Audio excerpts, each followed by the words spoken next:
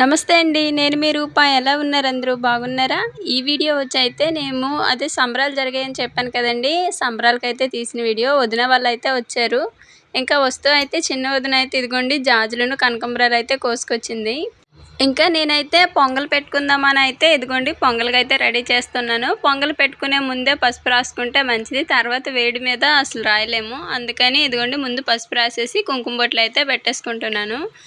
వదిన వాళ్ళైతే పెందల కాడే వచ్చేసారు. ఇంకా వాళ్ళొచ్చిన తర్వాత ఇంకా వంట అంతా కూడా వాళ్ళే చూసుకుంటారు. నేనైతే ఇంకా పూజకి కావాల్సినవన్నీ కూడా రెడీ చేసుకుంటాను. ముందు రోజైతే అంటే శనివారం రోజేమో ఊర్లో రాములవారి గుడి, అలానే బొడ్రాయి దగ్గర అయితే సంబరాలు జరిగాయండి. ఈ రోజైతే మా ఊరి గ్రామ దేవత ఎదలమ్మ తల్లికైతే సంబరమండి. ఇంకా అందుకైతే ముందుగానే పొంగల్ పెట్టుకొని అయితే రెడీగా అన్నీ చేసి ఉంచుకుంటున్నాను. ఇంకా ఇదిగోండి అంటే విడి పువ్వులు కాకుండా మళ్ళీ మాల కట్టి కూడా మా చిన్నొదినైతే తీసుకొచ్చింది. ఈ పువ్వులన్నీ కూడా కొన్నవేం కాదండి. మా చిన్నొదిన ప్రతిరోజు కూడా పువ్వులు కోయటానికి వెళ్ళిద్ది. అలా తోటగల వాళ్ళు ఇలా సంబరాలని చెప్తే పూలు పెట్టారంటే ఇంకా వాటిని సగమేమో నైట్ మాల కట్టి పెట్టిందంటే ఇంకా మిగతా ఏమో మార్నింగ్ ఫ్రెష్‌గా కోసిన పువ్వులు మళ్ళీ విడి పువ్వులైతే తీసుకొచ్చింది. మా చిన్నొదిన వల్ల ఊరు సైడ్ అయితే ఎక్కువగా పూల తోటలేనండి. ఎక్కువగా అక్కడ పంట అయితే ఇంకా ఇదేననమాట. ఇంకా మా చిన్నొదిన వాళ్ళ ఇంటి ముందు కూడా జాజులేసింది. ఇంకా రకరకాల కూరగాయల మొక్కలన్నీ కూడా పెట్టింది. చాలా ఓపెన్ ప్లేస్ ఉండిద్దనమాట. అక్కడ ఎక్కువగా పూల తోటలే వేస్తారు. ఇంకా ఇక్కడ నేను ఈ పూలనేమో ఓన్లీ దేవుడి వరకైతే వీటినైతే ఉపయోగిద్దామని కొంచెం అయితే కట్ చేసి ఇంట్లో దేవుడి పటాలకైతే పెట్టాను.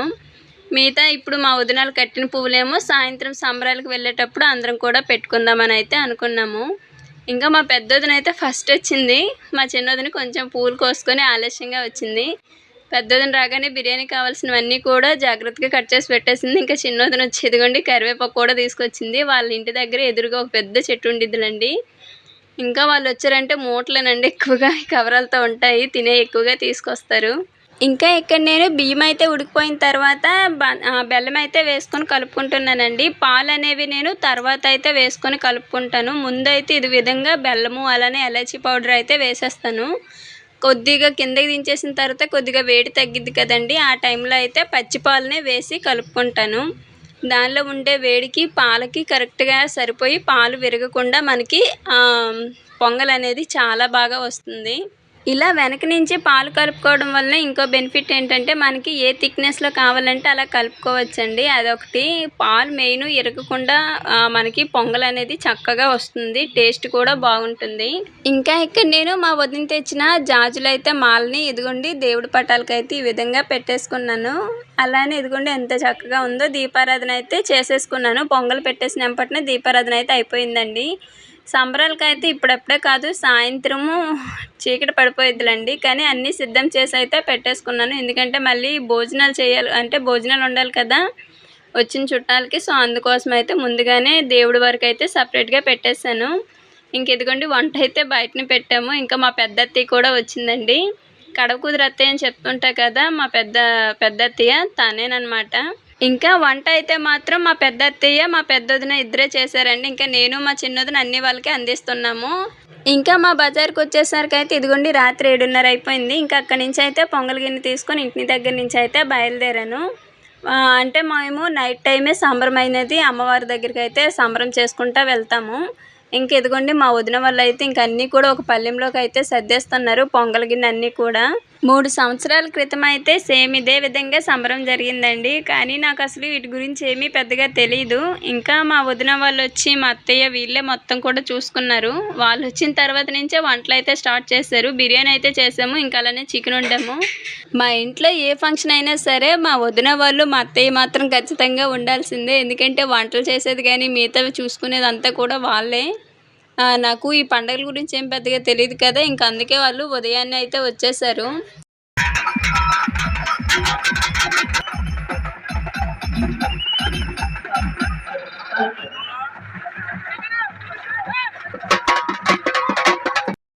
వెనకాల ట్రాక్టర్ మీద అయితే ప్రభనైతే కట్టారండి. ప్రభనైతే తీసుకొస్తారు. ఇంకా ముందు డీజే తోటి ఇంకా అందరం కూడా కదులుతామన్నమాట. ఇంకా రోజైతే ఇదిగోండి రేణుదిన్ను సాత్వికది హడావిడి అయితే అస్సలు చూడలేము. 2 రోజులు సంబరాలేమో కానండి రేణు మాత్రం సువ్వాలు మామూలుగా వేయలేదు. అదేనండి డ్యాన్స్. తనకి ఇలా డీజే కానీ ఏదైనా మ్యూజిక్ వినిపిస్తే ఆటోమేటిక్గా పూనకం వచ్చేస్తుంది. తను చిన్నప్పుడు డ్యాన్స్ చేసిన క్లిప్స్ అయితే ఉన్నాయండి. వాటిని నేను షార్ట్స్లో అప్లోడ్ చేస్తాను చూడండి. అసలు డ్యాన్స్ మాత్రం మామూలుగా వేయదు. ఇంకా మా వదిన వాళ్ళైతే సగం దూరం వరకు వచ్చారు. ఇంకా అక్కడి నుంచి వాళ్ళైతే వెళ్ళిపోయారండి. ఇంకా ఎదుగోండి గుడి దగ్గరికి అయితే వచ్చేసాము. రాత్రి 10 ఆ టైం అయితే అయిపోయింది గుడి దగ్గరికి వచ్చేసరికి. చాలా టైం అయితే పడుతుంది. ఆ మధ్య మధ్యలో అక్కడక్కడ చిన్న చిన్న అమ్మవార్లు ఉంటారు కదా, అలా అందరికీ కూడా సంబరం జరుపుకుంటూ వస్తారు. చిన్న పెద్ద తేడా లేకుండా ఆడవాళ్ళు మగవాళ్ళు అందరూ కూడా డ్యాన్సులు చేస్తారండి డీజే దగ్గర అయితే. ఇంకా ఎవరికి వారు సపరేట్గా అయితే డ్యాన్సులు చేసుకుంటారు. చాలా సరదాగా ఉంటుంది. ఎక్కడ కూడా బోర్ కొట్టదు. ఇలా అందరూ కలిసి చేసుకోవాలన్నా సరే భలే ఉంటుంది. ఇంకా గుడి దగ్గర అయితే ఇంకా అంత హడావిడిగా ఉందండి. ఇక్కడైతే నేను మా పెద్దమ్మ వెనకాలే వచ్చాను బారుకి. ఇక్కడైతే తప్పిపోయాము. ఇంకా సంబరాలు అయితే జరిగిపోయిన తర్వాత నెక్స్ట్ డే అయితే బీచ్కి అయితే ప్లాన్ చేసామండి. అందరం కూడా అంటే వదిన వాళ్ళు పిల్లలు, మా పిల్ల సైన్యమే చాలా ఎక్కువ.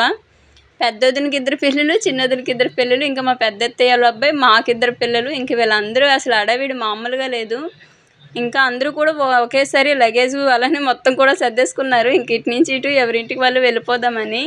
భోజనం అవన్నీ కూడా తీసుకొచ్చేసామండి. పిల్లలు ఉన్నారు కదా, ఇంకెక్కడే మునిగినంతసేపు మునిగి ఇంకా తినేసి వెళ్దామని. ఇంకా ఇదిగోండి మేమైతే వాటర్ బీచ్కే వచ్చాము. ఎందుకంటే సూర్యలంక బీచ్లో చాలామంది చనిపోతున్నారని చెప్పి పెద్దగా రానివ్వట్లేదు. అందుకని వాటర్ అయితే వెళ్ళాము. ఇంక ఫస్ట్ అయితే మా పెద్దొదిన వాళ్ళ ఇంటి దగ్గరికి అయితే వాళ్ళ ఊరైతే వెళ్ళి అక్కడ మా పెద్ద అత్తిని పెద్దొదిన అయితే వదిలిపెట్టేసామండి. ఇంకా అటు నుంచి వస్తే మా చిన్నొదిన కూడా వదిలిపెట్టి ఇంకా మేమైతే మా ఇంటికి వచ్చేసాము. ఇంకా ఆ రోజైతే ఇంటికి వచ్చి ఇల్లంతా కూడా సర్దుకుంటున్నాను.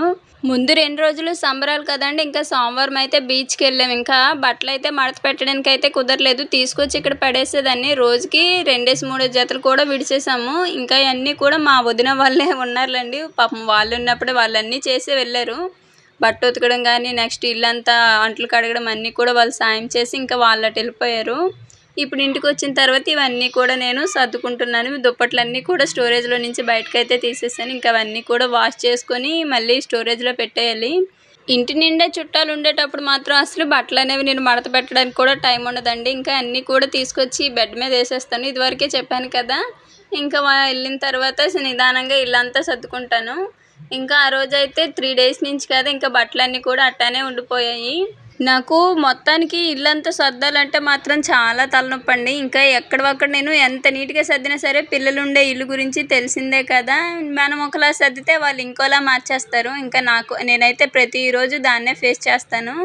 ప్రతిరోజు కూడా సర్దుకోవడమేనండి. కానీ చిన్నపిల్లలు కదా, ఇప్పుడు మనం ఎంత చెప్పినా సరే వాళ్ళకి అర్థం అవ్వదు. వాళ్ళకి ఒక ఏజ్ వచ్చేసరికి ఇంకా మనం చెప్పకుండా వాళ్ళే ఇవన్నీ కూడా చేసి పెడతారు. చాలామంది ఏంటంటారంటే మగపిల్లలు ఉన్నారు, మాకు ఏ పని సహాయం చేయరు, ఆడపిల్లలు అన్నీ చేస్తారు అంటారు. నాకైతే మా పెద్ద పాప ఏం చేయదు, కానీ చిన్న పాప అయినా సరే మా బుడ్డది నేను పొలం నుంచి వచ్చేసరికి బట్టలు కూడా తీసి పెట్టిద్ది. అంటే ఆరబెట్టిన బట్టలు కూడా తీసి ఇంట్లో పెట్టిద్ది.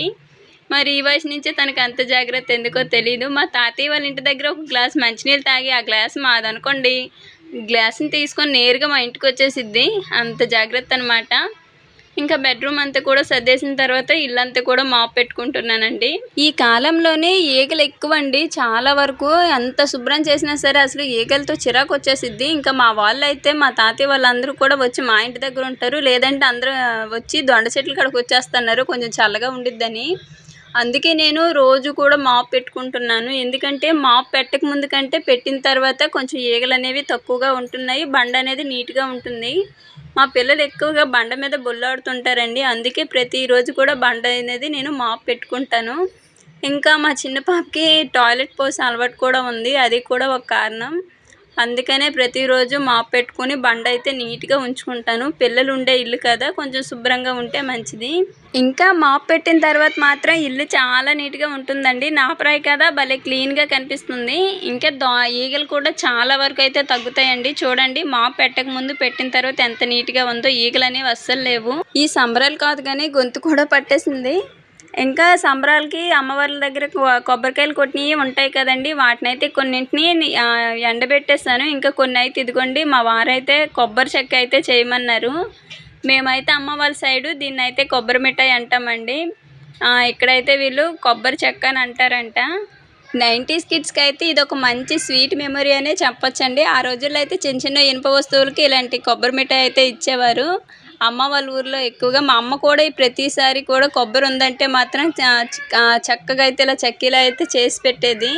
నేను కూడా అప్పుడే నేర్చుకున్నానండి. ఇది ఎప్పుడు కొబ్బరి ఇంట్లో ఉన్నా సరే ఈ విధంగా అయితే చేసేస్తాను. చాలా ఇష్టంగా తింటారు. నాకైతే ఇలా కొబ్బరి, పంచదార మామూలుగానే కొబ్బరిలో పచ్చి కొబ్బరి, పంచదారలో పెట్టుకొని తినడం అంటే చాలా ఇష్టం. అది కాకుండా ఇలా చెక్కీలా చేసుకుంటే ఇంకా ఇష్టమండి. చాలా అంటే చాలా ఈజీ. అలానే చాలా త్వరగా కూడా అయిపోతుంది. దీని చిన్న ప్రాసెస్సేనండి. పెద్దగా ఏం టైం పట్టదు. సో, ఎంత చక్కగా వచ్చిందో చూసారా?